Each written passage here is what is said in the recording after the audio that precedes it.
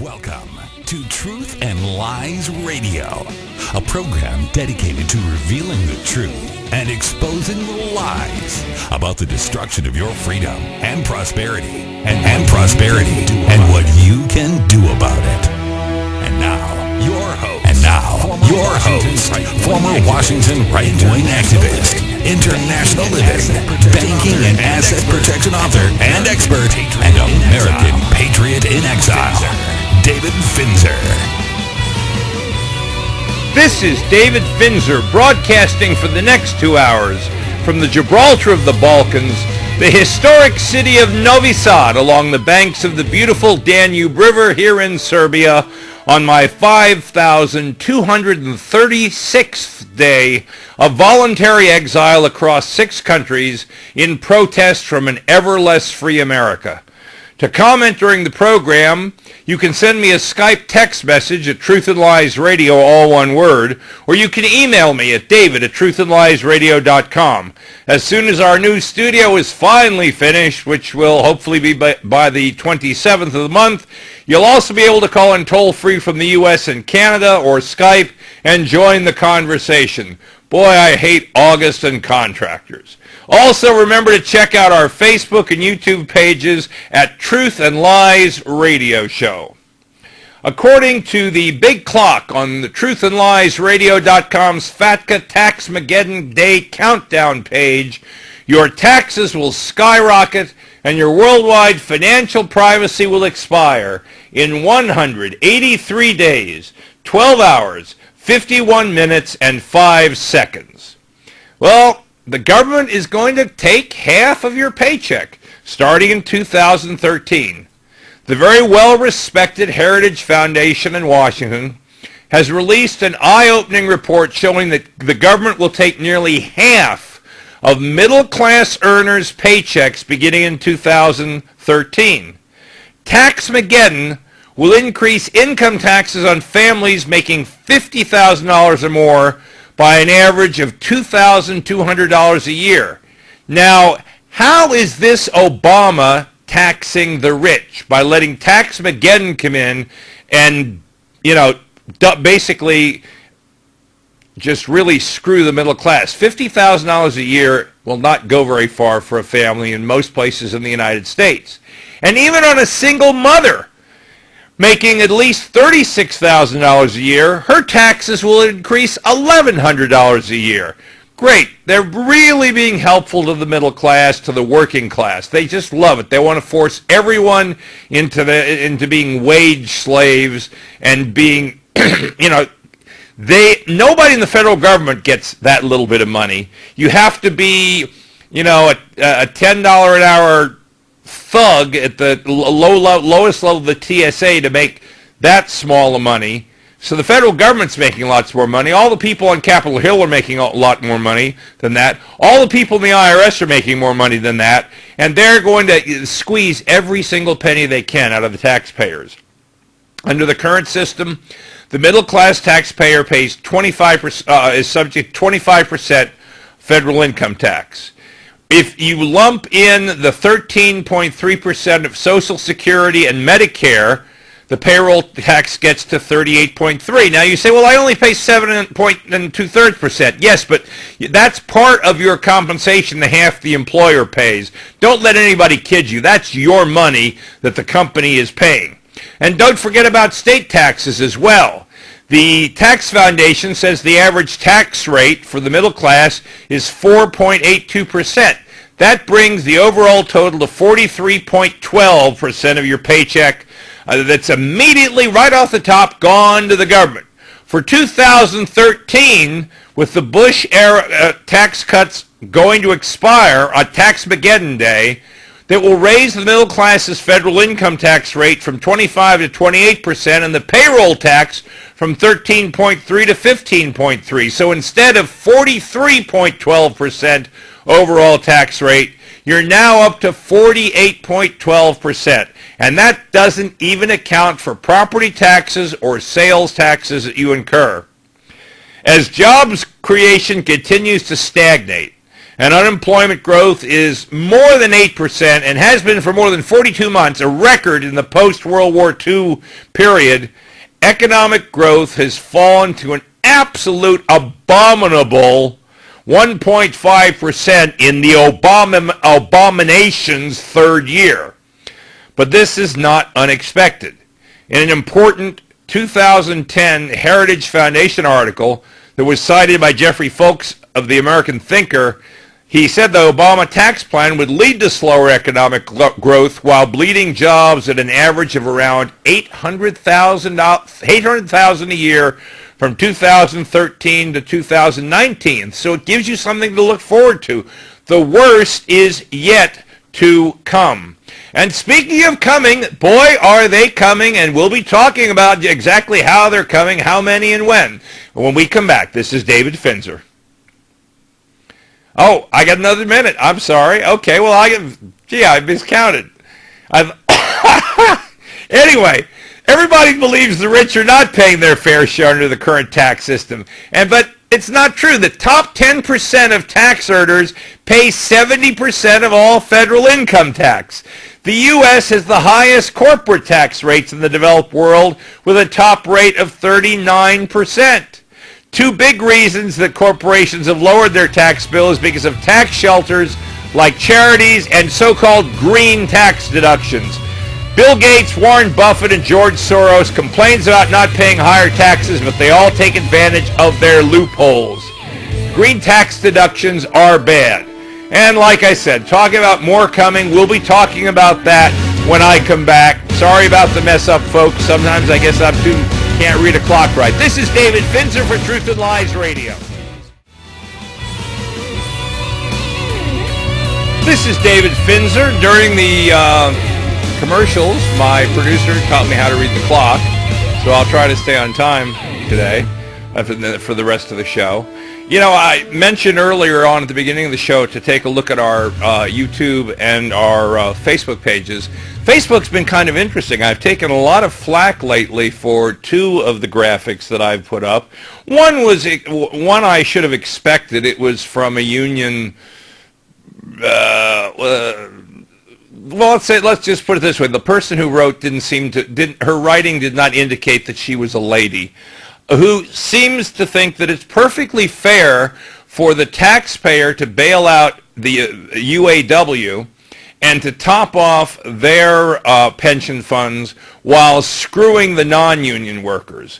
And so for that, she's been lambasting me on Facebook, and I've been responding in a gentlemanly manner, as I always do. But the real big one, which is getting me from both sides, and people using some really nasty words, is I posted, I think yesterday, a graphic I had our artist come up with, which says it is a morphing of Obama and Romney together, and it says across the top, anybody but Obamney, we want a choice, not an echo.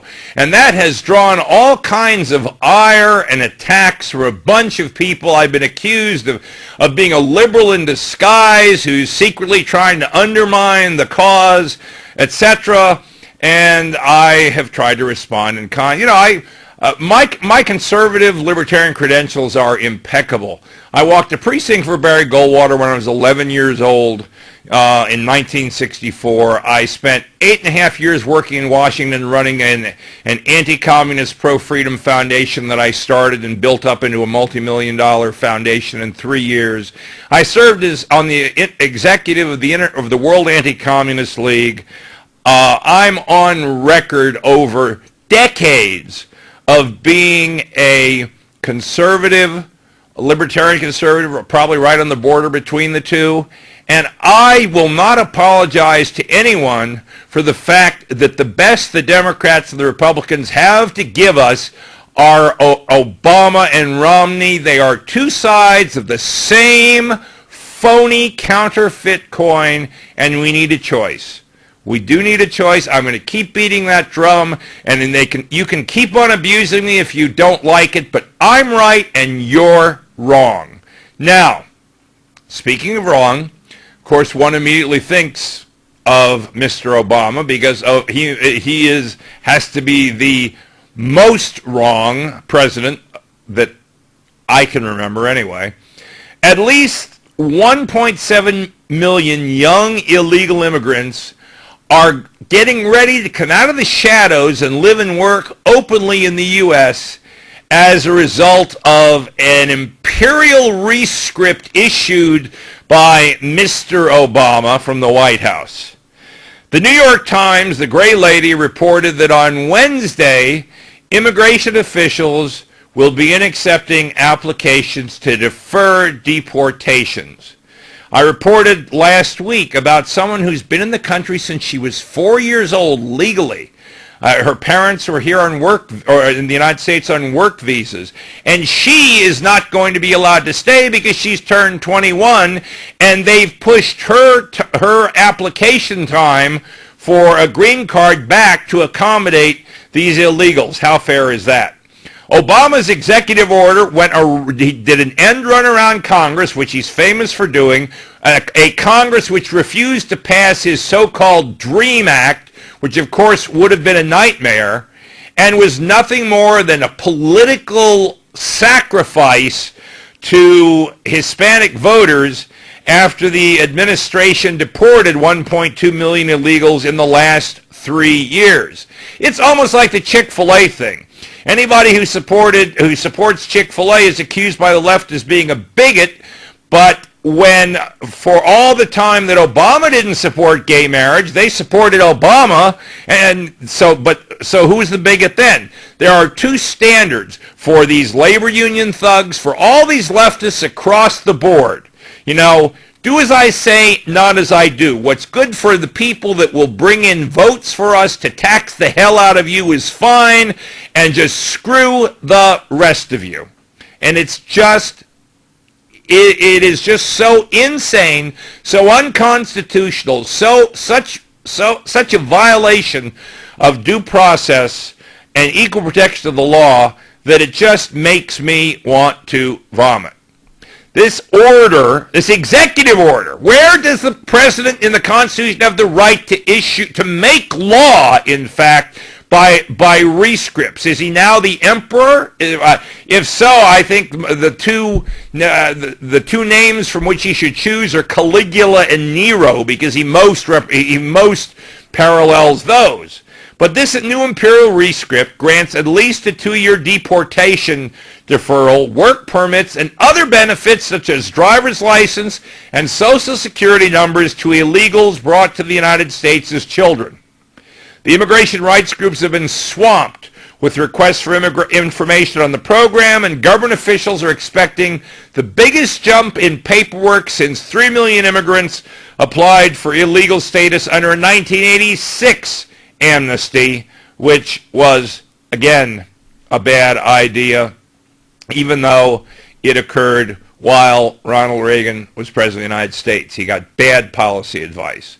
The Migration Policy Institute estimates there's about 1.2 million people are eligible to apply now, with another 500,000 reaching the minimum eligibility age of 15 in the coming years. The largest number of eligible applicants are in California, my home state of Florida, New York, and Texas. And in a couple of those states, that's going to change things a lot. Well, we're now talking about imperial rescripts and completely ignoring and getting around Congress. Let's talk about how it's done in the most contemptible way. Because we're still dealing with Eric Holder, the most racist attorney general in modern history, and his contempt citation. Since the Obama administration has been racked with scandals ranging from gaffes because someone didn't have a teleprompter telling them what to say, to the infamous Big Sis male discrimination suit, not many of us have been following the Eric Holder cover-up of the botched Operation Fast and Furious, which put automatic weapons supplied by the United States government, paid for by taxpayer dollars, in the hands of Mexican drug gangs. Fortunately, House Oversight and Government Reform Chairman Darrell Issa has not been idle on the issue, and he's consistently fighting for the head of the Justice Department to be held accountable for his actions. The American people aren't fond of cover-ups, but the mainstream media is doing its best to make sure that this one stays covered. In this case, Eric Holder has repeatedly refused to hand over essential documents pertaining to Fast and Furious to the very congressional committee that is by law responsible for overseeing the actions of his department. The curious part is the only reason to keep the documents hidden is because they will condemn him. And so they remain hidden, protected by Mr. Obama's claim of executive privilege, which wasn't even a claim made by him. The Justice Department sent a letter to Congress saying the president's claiming executive privilege. I expect next the Secretary of State will be sending a letter to Congress telling them that the president's decided to veto something. This administration is crazy. None of them have obviously read the Constitution. They have no idea what is going on. Roll call gives some details concerning ICE's latest actions against Mr. Holder. Quote, the committee expects to file the civil contempt suit against the Attorney General Monday. The suit will be filed in the Federal District Court for the District of Columbia. The action is the latest escalation in the dispute between the House Republicans, actually between the House of Representatives, because it was voted on by the whole House. So you can't just say it's the House Republicans, and the Justice Department over the documents which relate to a botched gun smuggling operation, unquote, with some Finzer quotes in the middle. This civil suit is the next step in nailing Eric Holder to a tree for his faults and his lies and his sidestepping and his obfuscation. But Mr. Issa has met with an incredible amount of resistance from the White House in an attempt to keep Holder safe from the undeniable consequences of his actions. Already the House has moved to hold him in contempt of Congress, and Fox News reported that the move comes after the House in June voted to hold Holder in contempt over the department's response to inquiries into Operation Fast and Furious. The next phase of what I hope turns out to be justice begins. Let's hope that the courts provide a speedy process, the law is served, and ultimately that's what the country deserves, especially the family of the late Brian Terry, God rest his soul, a victim of Operation Fast and Furious, which was done on Holder's watch. Now, when we come back, we're going to do a book review, something I don't often do, but it's important, and I think it's a book you need to know about because it's just the opposite of this contemptuous man. This is David Finzer for Truth and Lies Radio. I'll be right back. This is David Finzer, and as I said, I think this may be my first book review on the air. I haven't done a book review since high school, back about 100 years ago. And we're talking about, it's based on talking about the Tea Party. And it's interesting some of the comments that are made about the Tea Party.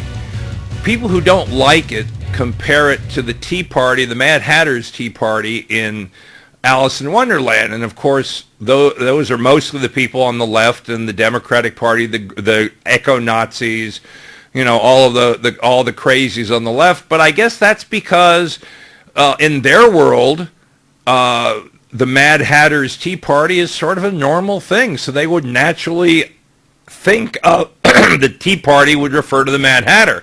Now, for those who remember a little bit of American history, you might immediately be drawn to the same thought that I am of the famous Boston Tea Party, where in protest over King George's tax on tea, the Boston Minutemen painted themselves up as Indians and tossed the tea overboard, careful not to destroy anything else nor to harm one member of the crew. There was no violence to individuals, but they threw all the tea in the water. It's amazing how a country that was started over a penny a pound tax on tea is now one of the highest tax countries in the world, with some of the most draconian tax laws in the entire world.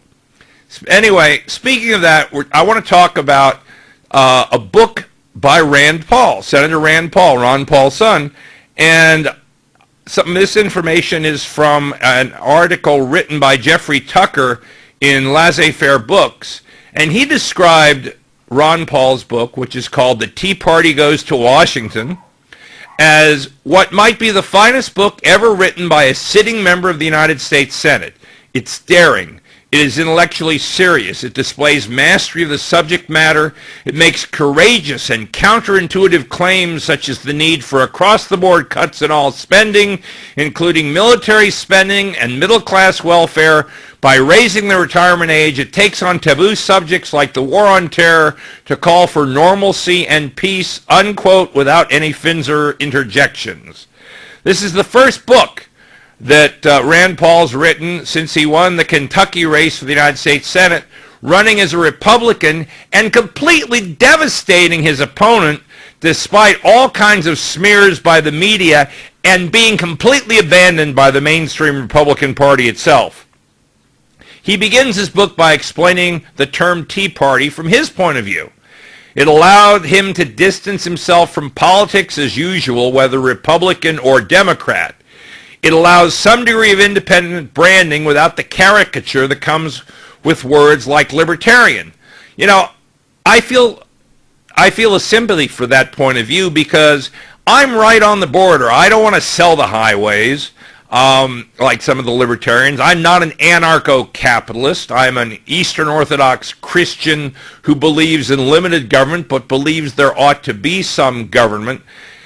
In most countries of the world, except for the United States and Great Britain and some of the English-speaking countries that were former British colonies, the term conservative means limited government and liberal means leftist. And so we're stuck. In fact, traditionally, historically, Rand Paul and I would be classical liberals. But we can't use that word because it's been stolen by the left, just like the word progressive has been stolen. So we have to dig around for words that convey meaning across a variety of generations and cultures. So I call myself a Christian libertarian or a conservative libertarian, something. So I'm sort of right in the middle, and Rand Paul seems to be very close. He actually spends a substantial part of the book explaining that he actually is a libertarian, that he is the right kind, but that he's also the right kind of conservative, that he's a constitutionalist, that he counts the so-called religious right among his allies, but like me, finds no role for the government in pushing religion. That while he embraces the radical traditions of thought of the libertarian idea, he still regards himself as a backer of limited government. I really admire that. I wish I'd written that. If you want to start putting litmus tests on his thinking in the book, you'll note that he has mixed opinions on the subject of immigration. He's silent on the drug war, but silence perhaps is better than endorsement. And he seems to hold out the possibility of some war-making role for the state. I certainly believe in one. I constantly think that if anybody in London or in Paris had any kind of intestinal fortitude when Hitler marched into the Ruhr in violation of the Treaty of Versailles, they clobbered him. At least 6 million Jews and another 6 to 12 million other people would not have died had there been a war-making role, but that the war-making role needs to be within the Constitution. The book appears to be an outstanding presentation of the free market side of the Republican Party. I don't know of any, I know of few other Republicans who have been this forthright in attacking the Patriot Act, No Child Left Behind, two of George Bush's great evils, bailouts of all sorts, and everything like that. In particular, he has a great understanding of the boom and bust cycle and the role of the Fed in creating it. He cites all the right ideas in his interpretation of the 2008 crisis. But what I found most impressive is his opposition to big government in the area of military and defense. This has been a sticking point among conservative Republicans since at least the mid-1950s, when it first became convention for the political right to back cuts at home and expansions abroad. Ever since the end of the Cold War, there was a chance for a change here. but it has been stubborn in its coming. President Eisenhower warned about the military-industrial complex. To this day, it remains controversial for those who want domestic cuts in favor of expansion of spending on the military. And it appears that the top of the Republican ticket in this election will go this way yet again. Rand Paul doesn't want anything to do with it. He makes the link between welfare and warfare. Quote, like every other aspect of federal expansionism, the rise of our national security state represents government growth without end.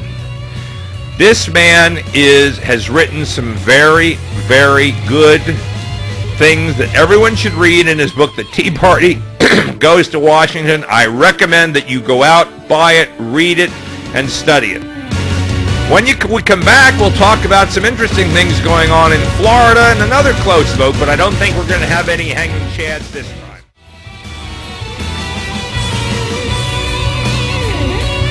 Well, back in my home state of Florida, one House race, primary race, has gotten very interesting. 71-year-old veteran Congressman Cliff Stearns is on the verge of defeat as of this morning in a result that's left the Tea Party in Florida ecstatic. And I'm talking about the ones who are descended from the Boston Tea Party, not the Mad Hatter Tea Party. But the chairman of the House Energy and Commerce Oversight Committee has refused to concede defeat to a local veterinarian, Ted Yoho, who held an 829-vote lead after all precincts were counted. I'm going to thank God I'm going to do a Tebow right here, Yoho said, fighting his very first election. He said that to the Tampa Bay Times from his election headquarters at the Pickled Pelican restaurant in Gainesville. I suspect a lot of his backers who've worked hard to get him elected are probably by this time of day starting to get pickled. Yoho's lead stood at 1.3%. Provisional ballots and those from overseas could overturn the result, but his lead is well over the 0.5% that triggers an automatic recount in Florida. He said, Yoho said, Cliff Stearns embodied a career politician, the establishment. He was more concerned about getting reelected than doing what's right. He's not a bad guy. We just need different leadership. I thought that was really a gentlemanly response. Yoho describes himself as 100% behind the tenets of the Tea Party. Stearns has represented the area in the House since winning election in 1988. That was 2 years before I left Washington, a long time ago. He has never received less than 59% of the vote in an election up until now. The 3rd District, which has been altered by redistricting, stretches from Jacksonville in the north to the suburbs of Ocala in the north-central part of the state, and is considered safe for Republicans in November. More importantly, that it's safe for Republicans, it looks like there's going to be a conservative be sent to Washington from that district instead of a go-along, get-along Republican who climbed the greasy pole and became chairman of an oversight committee. Now, talk about oversight. What do you do when one person snatches up an entire county's worth of foreclosed homes? That's what happened to Detroit. A yacht-dealing millionaire ticked off hundreds of Detroit home buyers when he swept an auction of 650 tax foreclosed properties last week. Bill McFadden told Fox News that this was his first foray into the real estate business. He plunked down $4.8 million for the lot of homes, which averages to just over $7,000 apiece. As far as his future plans, he says he's shooting to make back $2 million by flipping some homes and donating others to needy families. So he may not be a bad guy at all. The problem is with Macomb County, which sold the whole lot to Bill McMachin for only the price of the taxes that were owed on each property, in some cases as little as $50. Now that's pretty ridiculous. As municipal governments struggle to fill their coffers, some have been more eager than ever to sell off tax foreclosed homes, no matter who's buying. But here's the real glitch. if they had sold those properties one at a time, they would have gotten at least triple the money that they got by selling it all to one guy. But apparently the municipal employees in Macomb County, Detroit, are lazy. They want the tax money, but they don't even want to go to the trouble of going through real auctions to sell them. And that's just, that's bad management in the county. I hope the people who are responsible get thrown out of office in November. The county should have gotten more money for that, instead of raising taxes. So what are they going to do? They're going to raise taxes than everybody else because they didn't get nearly as much money as they could have. It was just, they took, Macomb made one bid for the whole thing. It was a lowball bid when you consider everything, but it was one combined bid, so it won. Now, anytime I think of low, I immediately think of Vice President Joe Biden. Of course, I also think of, anytime I hear the word stupid, I think of Joe Biden as well. Vice President Joe Biden has charged that Mitt Romney's policies on banking would put black Americans back in chains.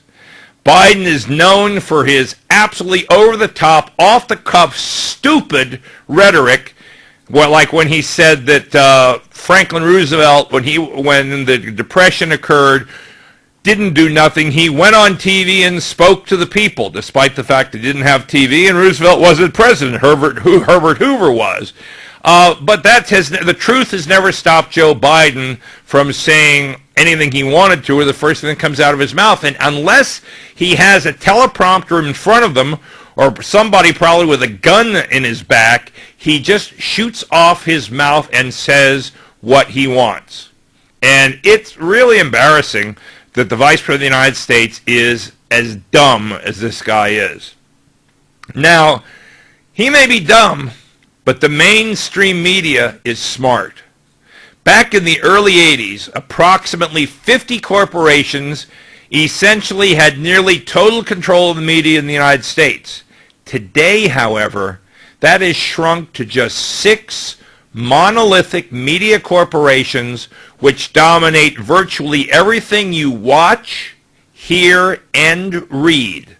These 6 gigantic corporations own television networks, publishing houses, movie studios, newspapers, radio stations, music labels, and video game companies.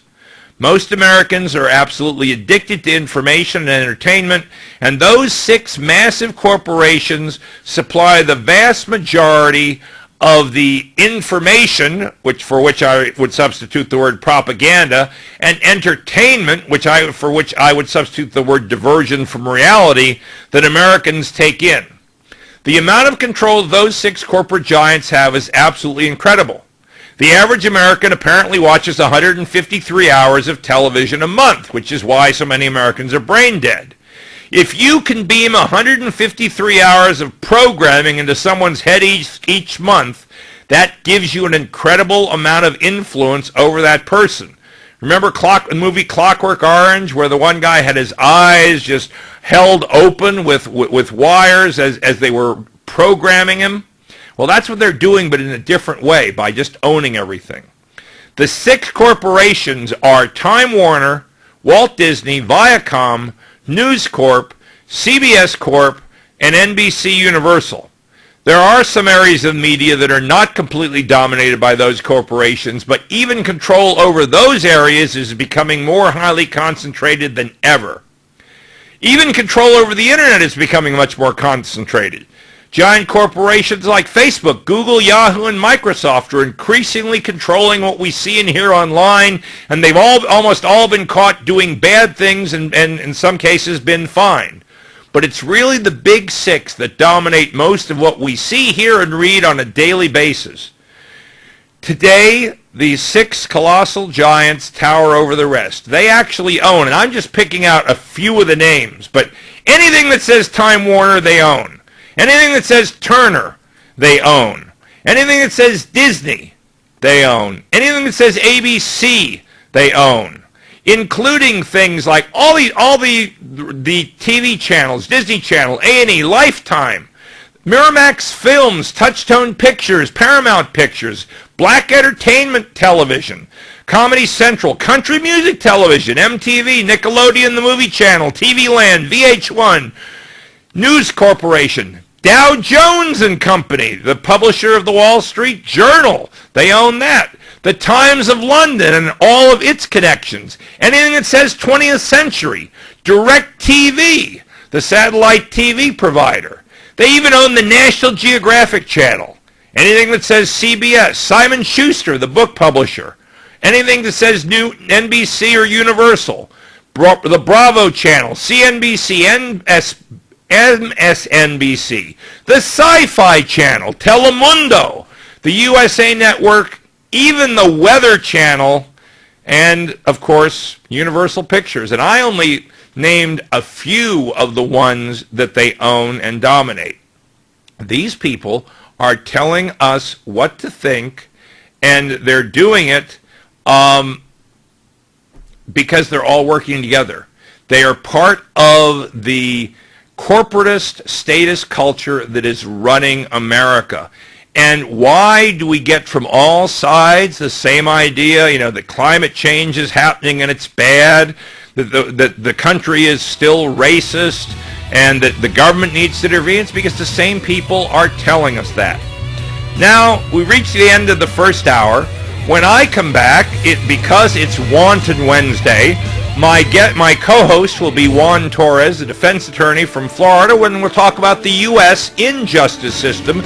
So stay tuned. This is David Finzer for Truth and Lies Radio. I'll be back in a few minutes, so don't. This is David Finzer broadcasting for the second hour from the Gibraltar of the Balkans, the historic city of Novi Sad, along the banks of the beautiful Danube River here in Serbia, on my 5,236th day of voluntary exile across 6 countries in protest from an ever less free America. To comment during the program while our station is still getting built, God, I hate contractors in August, you can send me a Skype text message at Truth and Lies Radio, all one word, or you can email me at david@truthandliesradio.com, and I'll see it right on the console here. When the studio's finally finished, or the contractor's dead, you'll also be able to call in toll-free from the U.S. and Canada, or Skype and join the conversation. Also, please remember to check out our Facebook and YouTube pages at Truth and Lies Radio Show.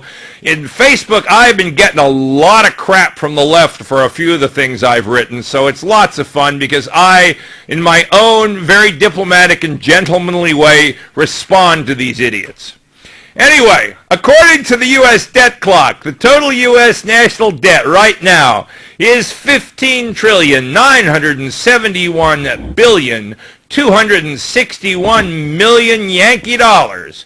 That's a debt of almost $51,000 per citizen and almost $140,000 per taxpayer, which makes you wonder about all those people who aren't paying taxes. And of course, the gross domestic product, the value of all goods and services produced in the United States in a year, lags behind by almost $700 billion, which means that even if they took 100% tax, they couldn't pay off the debt. Now, that's just the federal the national debt. When you add up all the debt in the United States, it is, and I keep on running out every day of words to convey the immensity of this. It's just frigging big. It's $56,967,395,000,000. That's a lot of money. And, of course, it means the United States really is broke and no one wants to admit it.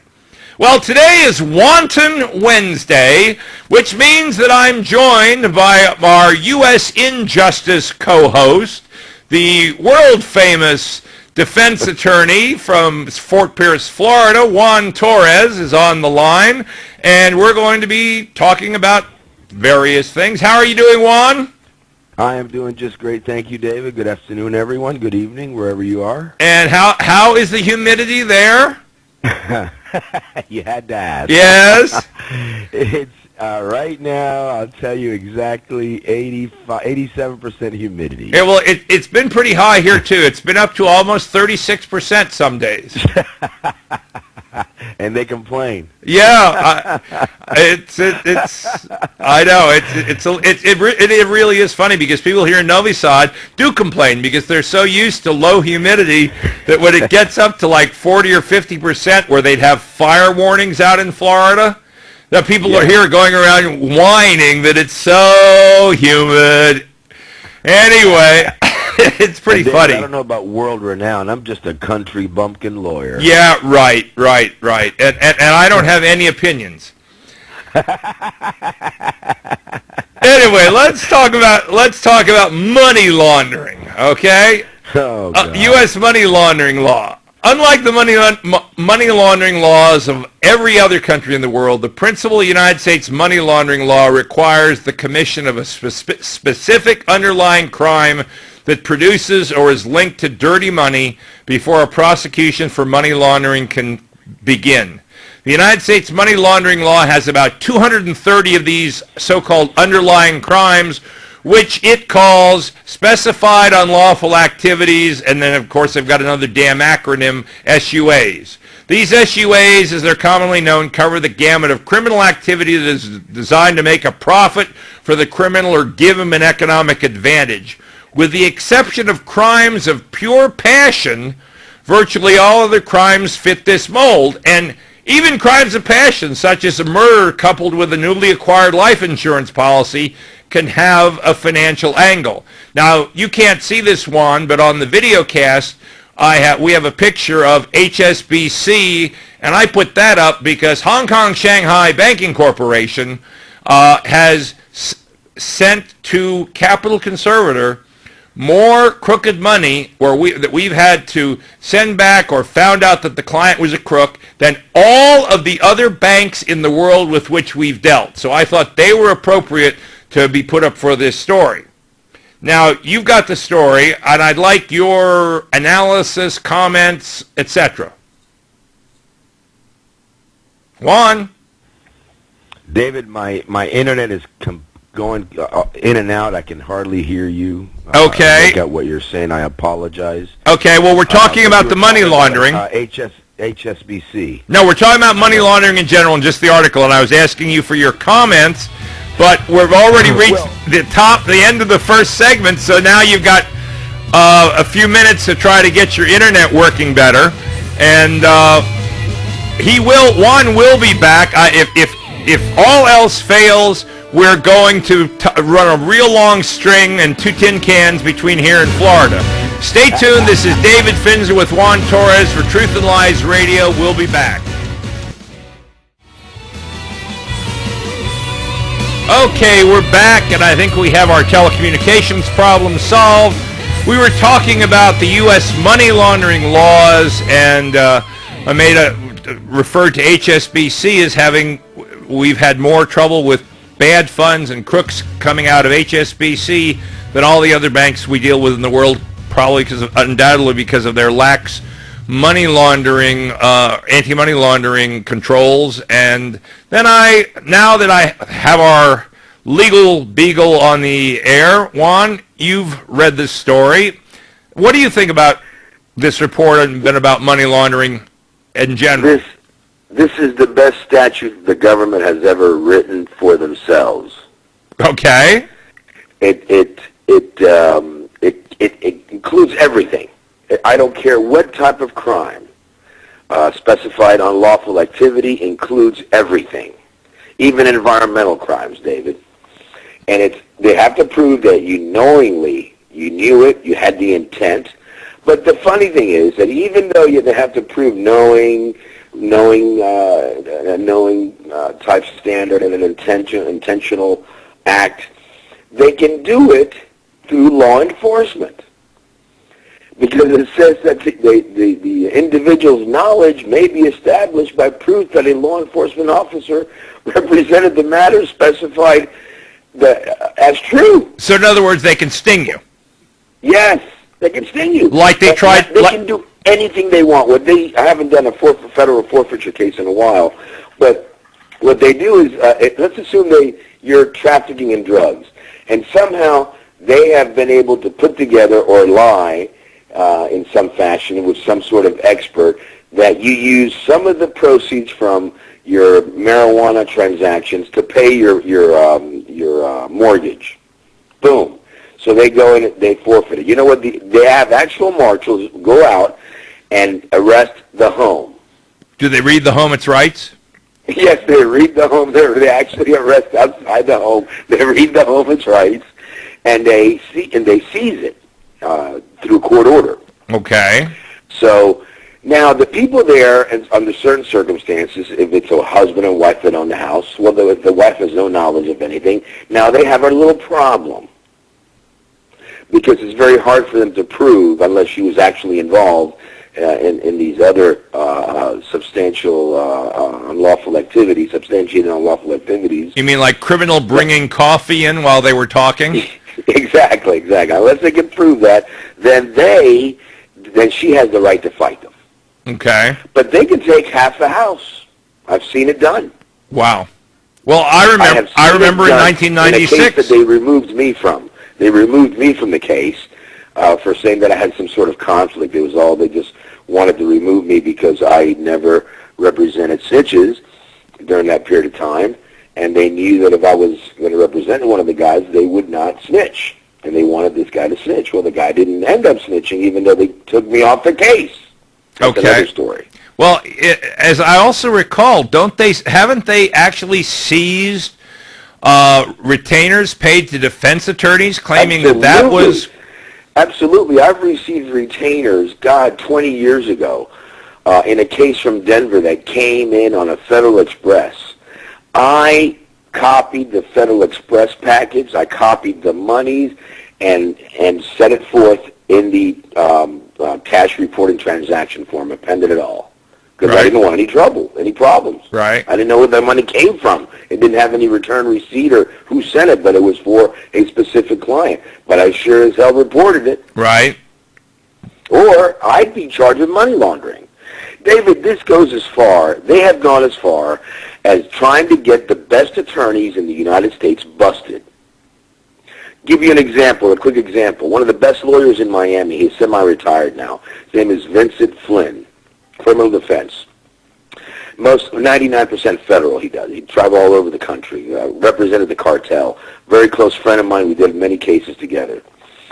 Well, he has two individuals come into his office with a briefcase. And they're interviewing him. They wanted to hire him to get a plane back. And right off the bat, they go, look, we have this plane that was confiscated by the federal government. I'm trying to make it as quick as I can. I'm sorry I'm going so fast.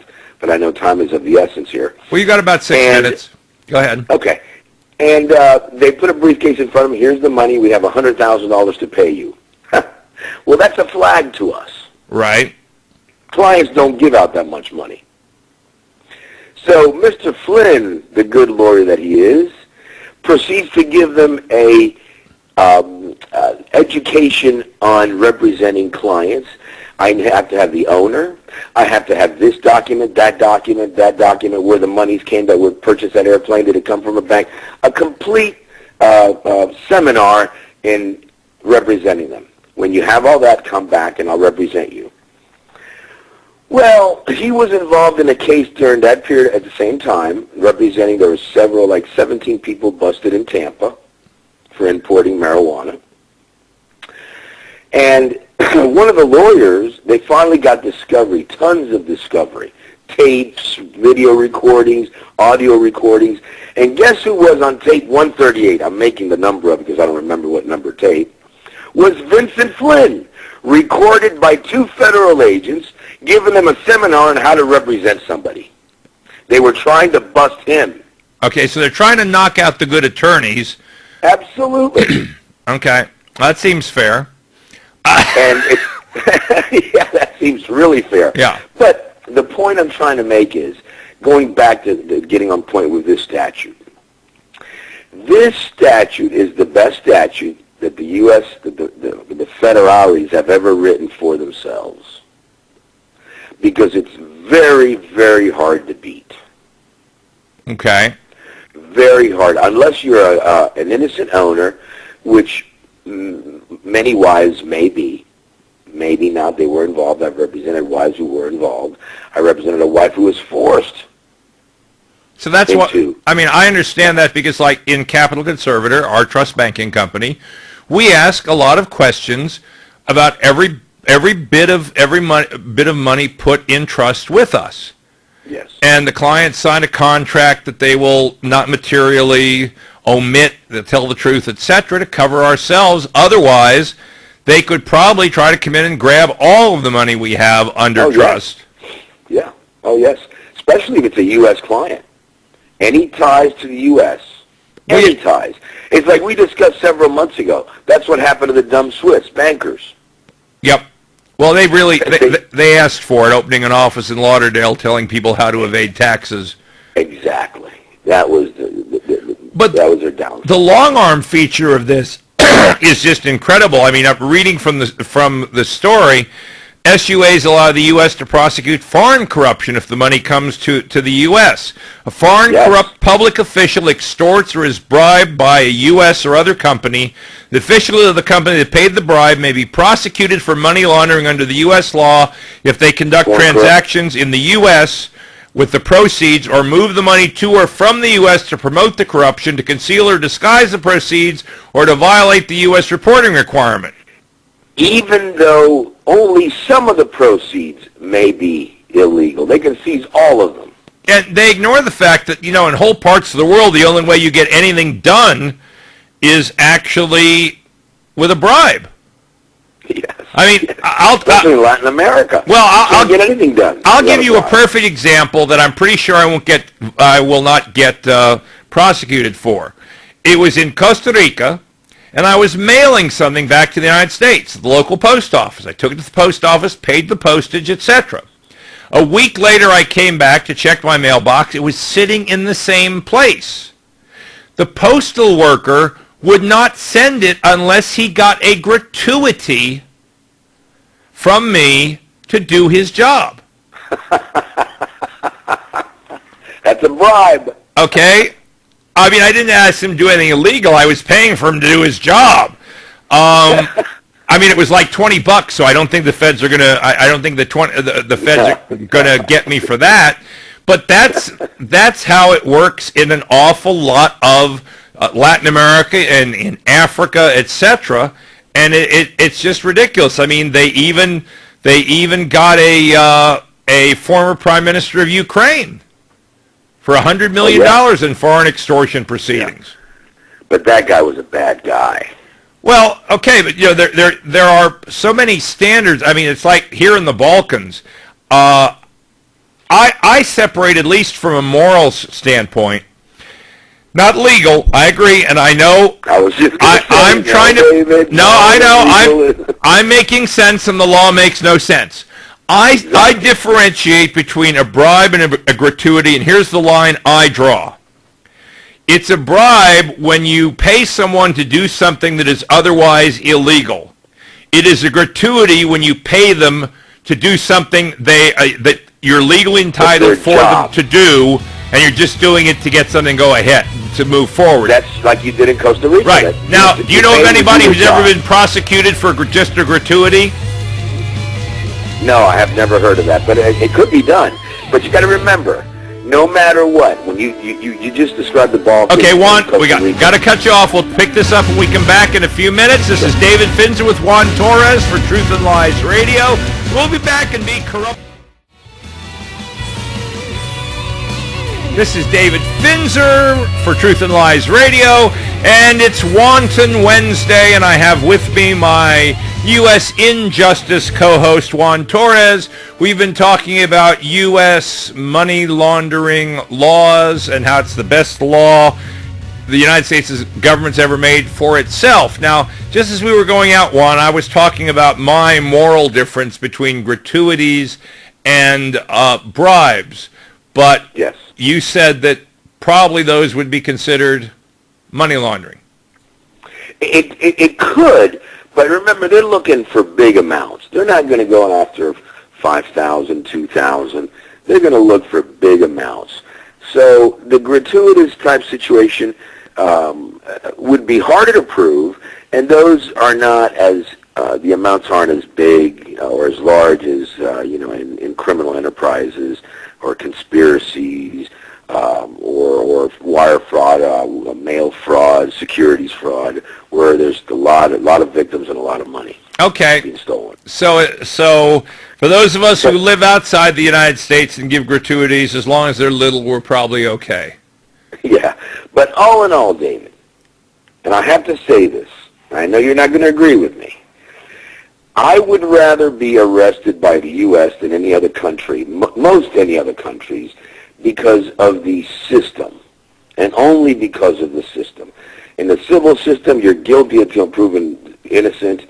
In our system, you're not guilty until proven innocent, which is kind of a misnomer. You really are guilty until proven innocent by these jurors. In essence, that's the way people tend to think, but that's not the way the system is. Well, also, I think you still get a fair shake in the U.S., civilly as well as somewhat criminally. Depends on the country. Sure, and I think a common law, I will agree with you.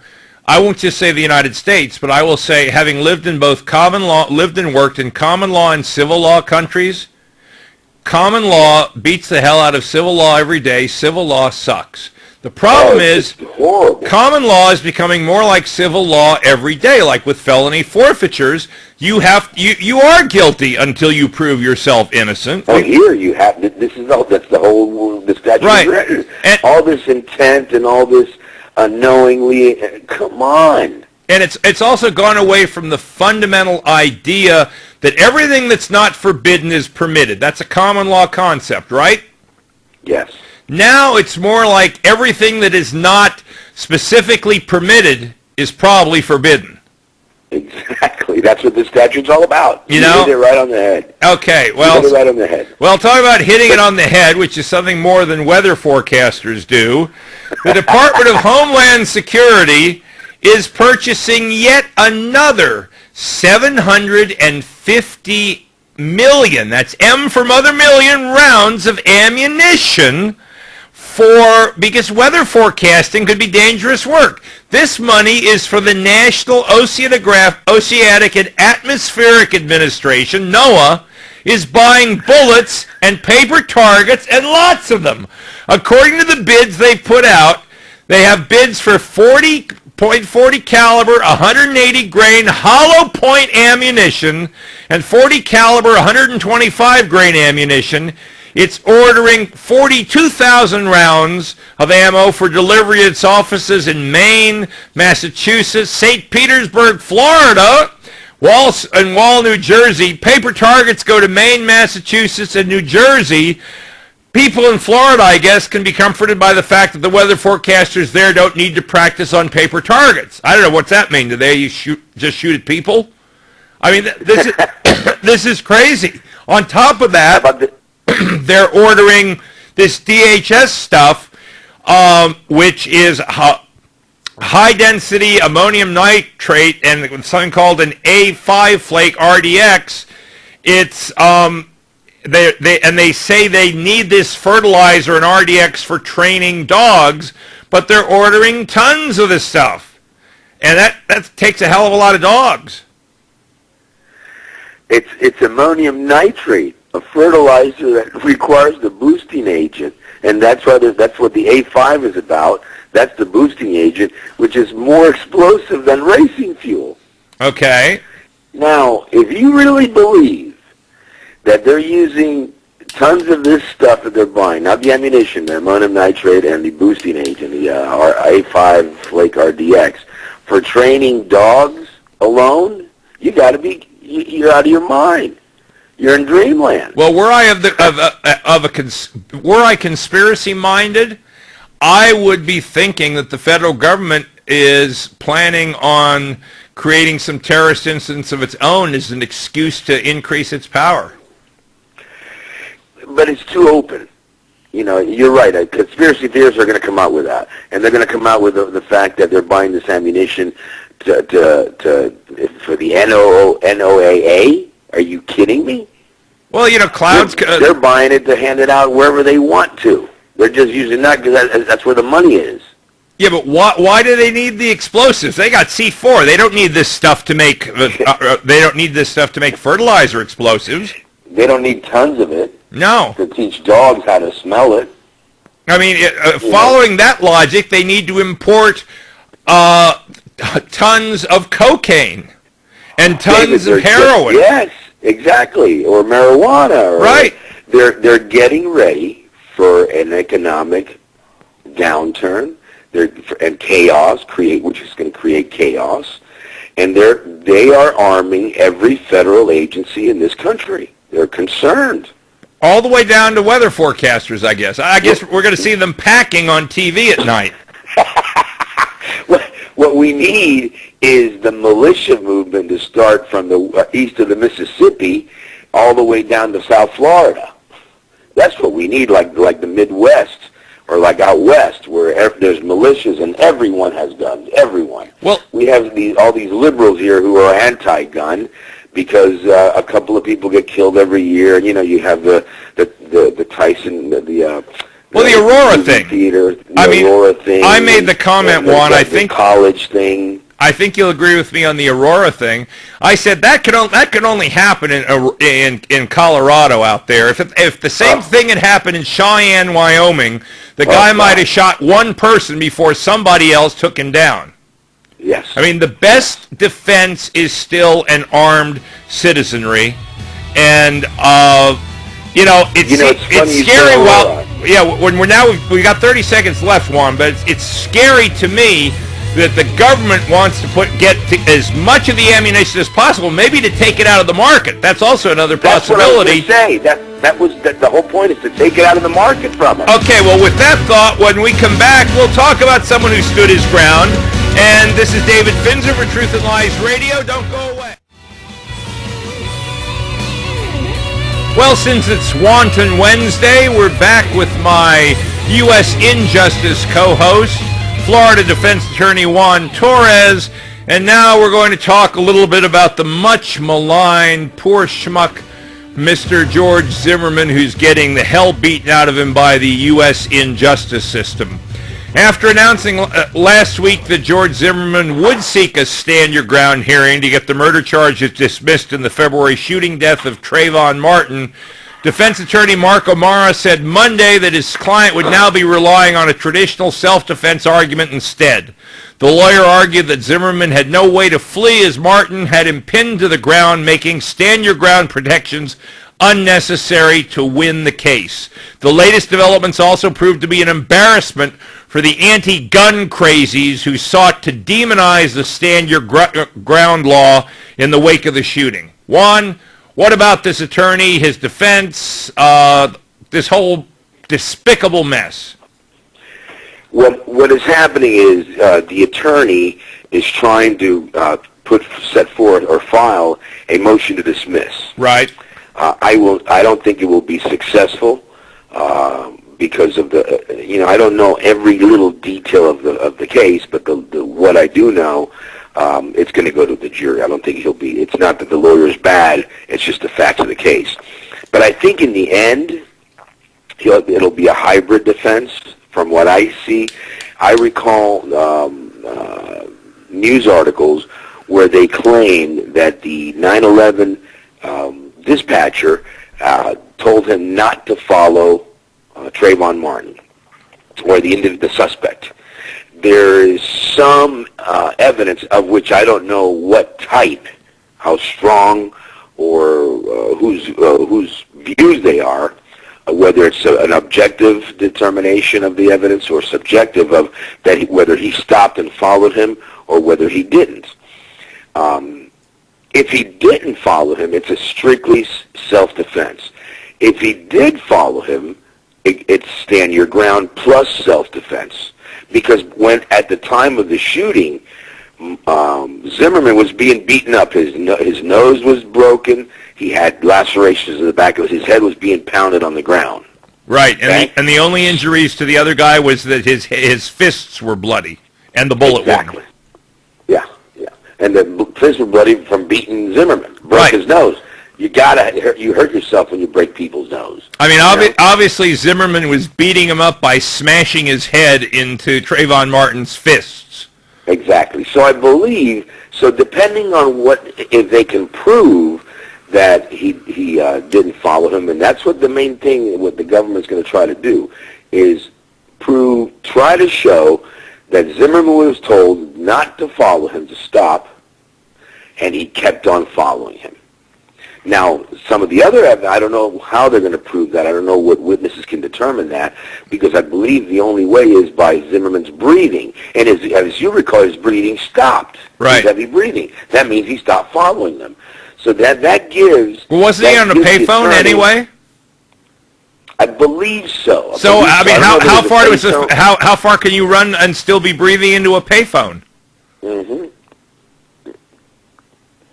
These are the facts that we don't know. Okay. So it may become a strictly self-defense claim where he may have the ability to file a motion to dismiss. Okay. But I don't believe this is a politically charged case, and I don't know if this judge can make this ruling because they have to first treat the motion to recuse or remove the judge from the case, because the judge... Although of course every lawyer would say this, whether the judge is or isn't fair, has made some disparaging remarks about Zimmerman. Right. Well, that creates a well-rounded fear in Zimmerman's behalf of whether he's going to get a fair trial from this judge. Okay. Therefore, ergo, the motion to recuse. It's called recusal, not removal. And if the motion is sufficient on its face, they don't need a hearing. The judge has to grant it. Okay. And of course, the defense is hoping for the judge not to, so it'll have another appealable issue. Now, of course, it would be great for the judge to dismiss it. They would love that, but I sincerely doubt it. It's too politically. Judges can't be fair when it's too political, unless it's a really strong, hard-headed judge who is fair all the time. Now, our trial judges, this trial judge in Florida, is he elected? Yes, they're elected, but they're nonpartisan. Right, but no doubt, unless he plays the game, the anti-gun people will target him in the next judicial elections, regardless. That's why most motions will be denied. This is going to be a really... But this judge, because they filed a motion to recuse, at this point, this judge... And, in your article, it says that that motion is not going to be heard for a year.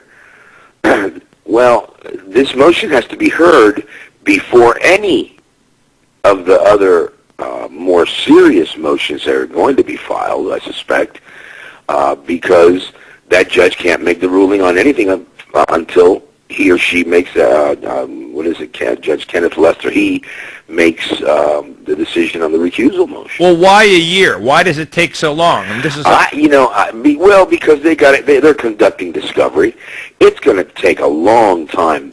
You have to remember, and I was just reading another article where poor Zimmerman's running out of money. Right. And this is the problem with these types of cases. I've handled first-degree murder cases where they've sought the death penalty.